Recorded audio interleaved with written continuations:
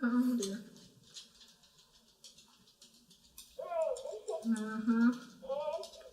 Yeah. Okay, just a minute. Sounds like you need to be rocked. Yep, I'm coming. Hang on.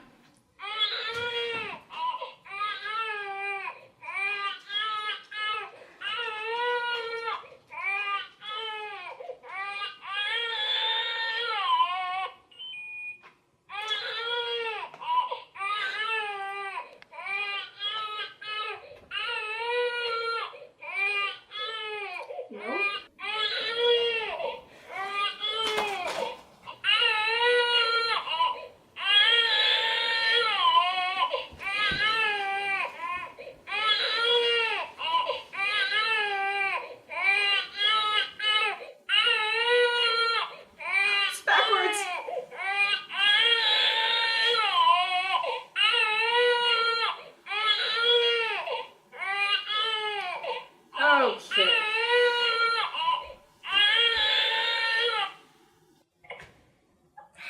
Darn it. Okay.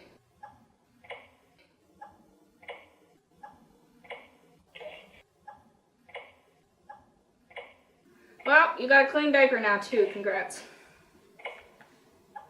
Darn it. You're not easy.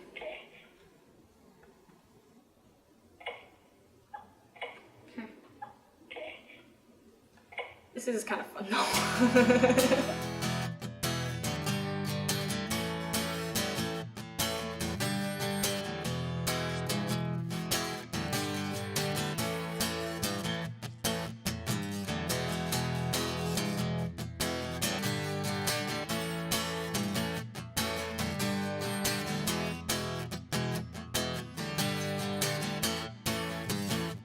Hello! Hi. Let's meet the baby. Baby Phoenix. Baby Phoenix? Alright. Get baby Phoenix. Oh, baby Phoenix. Baby Phoenix. How does it feel to be a mother, Kiara? It feels great. I held him. Excuse me.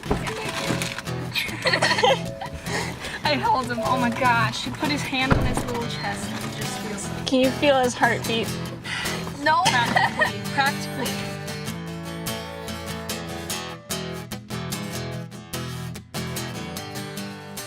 My little sister Kiara has wanted to be a mother since she was 2 years old. It all started when my baby sister Piper was brought home from the hospital. It was love at first sight. Wherever Piper went, Kiara was there, usually in her face. Kiara was very affectionate. Gentle, gentle. Gentle.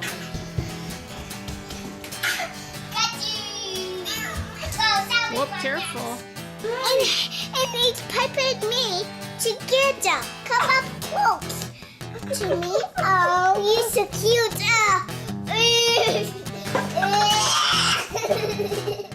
Kiara knew she had to have one of her own. We wondered, though, what exactly she'd do with a baby once she got it. Kiara, quite frankly, had been wondering about that herself. For years, adults had told her, not until you're much older. But now, she was in 8th grade health class, and this was her chance to see what it would be like. Like many students around the nation, Kiara was given the assignment of caring for a robotic baby, specially designed to mimic an actual newborn schedule. The baby requires feeding, burping, rocking, and changing its diaper, and it will cry with increasing volume until the specific need has been met. The students are required to respond to the baby's cries within a 2-minute time span, otherwise the computer inside will record it as neglect. I'm shaking. Oh my gosh. Good thing for 2 minutes. Okay, sweetie. As soon as the baby starts crying, Kiara must press her wristband to the baby's belly or back. When she hears the chime, she knows the computer has recorded her initial response. From there, she must determine what the baby needs.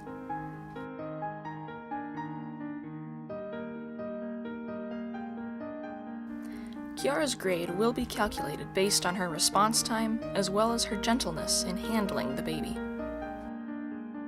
The computer can also sense if the baby is being jostled too much, which it will record as abuse. Uh-oh. No, I'm sorry. I'm like kind of stressed because, you know, your grades on the line stuff and, you know, I already get 5 extra credit points for doing it over the weekend, I guess. I have that buffer. The students are advised to keep a log of their baby's activities in the event some terrible accident occurs, and they need to argue for their grade. I'm so glad I have him, though. Yeah, he's fun, yeah. It's so fascinating, though. You kind of think, oh man, I'm so excited, it'll be perfect. And then he starts screaming and you just panic. I'm like, oh my gosh! I heard when the baby goes to sleep, I'm not sure when it goes to sleep, but it goes to sleep at some point. Mm-hmm. And it only inhales, never exhales. Go. I know, right? Picture this baby just getting bigger and bigger and bigger. Yeah, oh my gosh.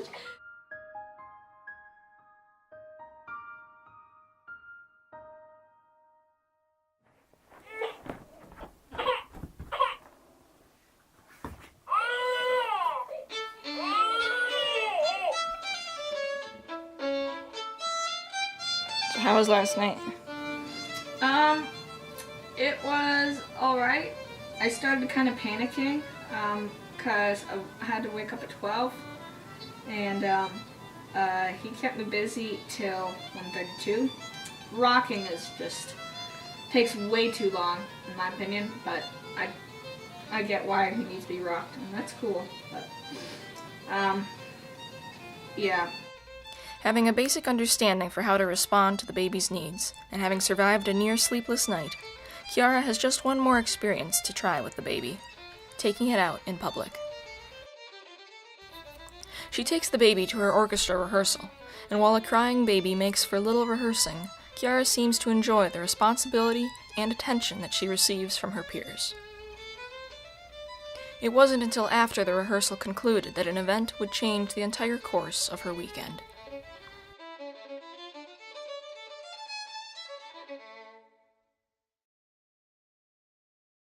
So tell me what happened.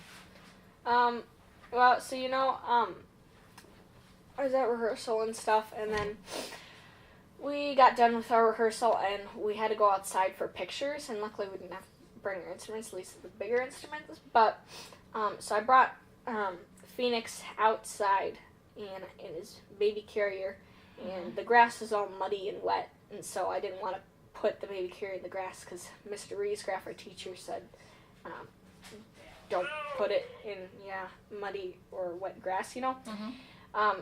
So I put it on this picnic table, put it on the bench picnic table, and it was slanting. I didn't think it was slanting that much, though, and it seemed to be pretty secure there, so, and is within hearing distance, so he seemed safe, and so I went over, and it took forever to get set up for the picture, and there were a couple adults over, by my baby, but suddenly, some of them, they said, "Oh no, Kiara," and I looked over, and he toppled off the picnic table, and he was like half out of his car seat, so I quick ran over, like pushing people out of the way, and he was screaming and stuff, and so I picked him up and started rocking him, and I was like, oh my gosh, and so I picked up the car seat, and I put it down, and I carried him over and stuff, and we were getting all situated, and he started calming down, so that was good, which I thought he's going to scream for a long time, and Ellen, our director, came over and offered to keep rocking him and stuff, and it was taking forever to take the picture. I just wanted to get back to him so I could, like, take care of him and stuff, and, so finally we were taking the pictures, and then after it was done, I went over and I asked Ella, I said, so how did it happen, do you know? And she said, oh, he just fell off. I said, did he just, did he just fall off? Did anything happen? I don't know. Somebody said, well, maybe it could have been the wind, he might have blown off or something, but I don't know. So I was like, oh my gosh, and I feel so terrible, and I was keeping him. He seemed okay afterwards. And I mean, a real baby, they'd be fine probably, but I just feel so bad. It's so embarrassing too. I mean, your baby's just laying on the ground and screaming. And, and I mean, he's just plastic and a computer inside, and I'm really upset, but I don't know, it just felt like my real baby fell off. And anyway, I'm worried about my grade and stuff, but I'm sure my teacher will understand. I just have to explain to him. I wrote down the time about when it happened. It was about 4:20, but still, I mean, he fell off a picnic table. It's terrible.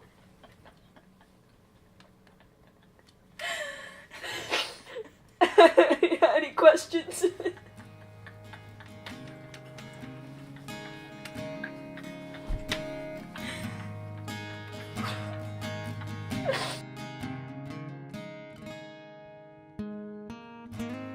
While Kiara could laugh about it afterwards, she remained a little shaken for the rest of the weekend, which passed by without incident. After another sleepless night and a visit to church with baby in tow, Kiara curled up on the couch, completely exhausted. The next morning, the baby officially shut off at 7 a.m., and Kiara returned it to her classroom. I called her up a few days later once she'd had some time to decompress. I got so serious about this that I had to just shut off the pretend machine almost. I did think, I'm still kind of getting over it, just because I really loved the experience, but I would not want to do it again unless it was like for real and I was in a good spot in life. I was ready for a baby. I could be like a full-time mother and stuff. It's definitely something that I want later on in life, and I wanted to be a mother since like, I don't know, since I was 2 years old. I got really hooked on this, and I'm like, this is my chance to like be able to experience this before it actually happens, get a little taste of it. And I tried to cram everything into this taste, and I did, but it just didn't fit my reality right now, and it got too stressful because it wasn't right. You're not a mother, Kiara. You're not.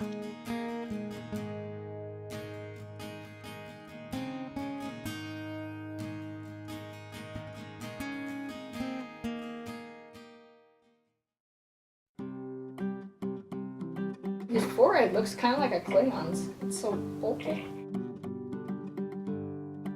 It doesn't even make sense when I say it. It's like an artificial intelligence. So it's like what's saying it's.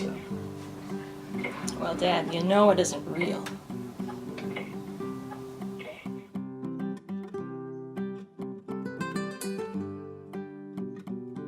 Ricky Baker! I should have named him Ricky Baker! Yes, you should have named him Ricky Baker. Oh well.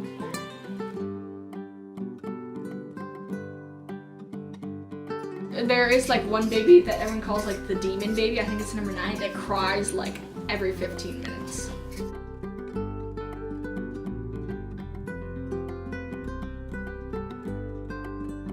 I've got skills now, mothering skills.